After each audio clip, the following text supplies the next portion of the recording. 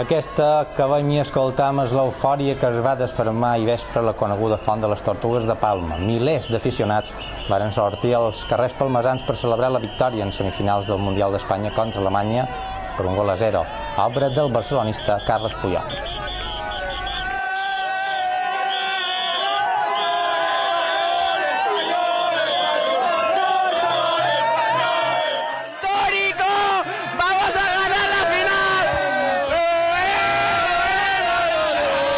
Yo con ver la cara de los alemanes disfruto como nadie.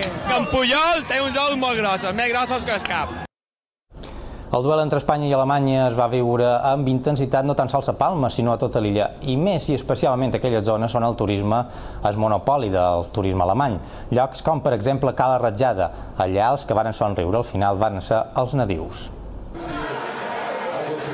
Els bars de Cala Ratjada varen estar de gom a gom, tothom atent a la pantalla i tothom bevent cervesa, esclar. I en un moment donat arriba el gol que decideix el partit. Els calaratjaders incrustats dins un bar d'alemanys ho celebraven d'allò més. Acaba el partit i Cala Ratjada és una festa.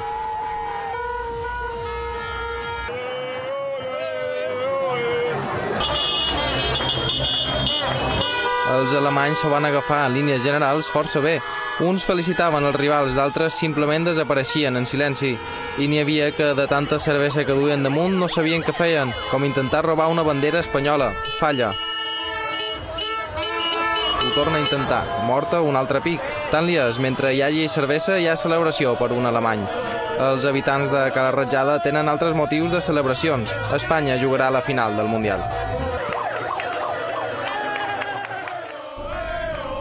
A la presó de Palma també es va habilitar una pantalla perquè els presos poguessin gaudir amb el golaç de Puyol, que va donar el passaport a la final. Alegria, molta festa i moltes cares pintades van ser el balanç d'una nit històrica per a tothom. El director del centre penitenciari es va mostrar molt content pel comportament de tots els interns. Yo entiendo que esto es un acto de tratamiento. ¿Por qué entiendo que es un acto de tratamiento? Pues porque primero convive la gente, se juntan gente de muy distintos módulos, vienen también mujeres, animan al equipo, hay espíritu deportivo, hay respeto al otro, lo que hemos dicho en un principio, se portan, ya lo habéis visto cómo se portan, hay ahora mismo 150 personas y se están comportando de manera muy cívica y yo creo que se trata de eso.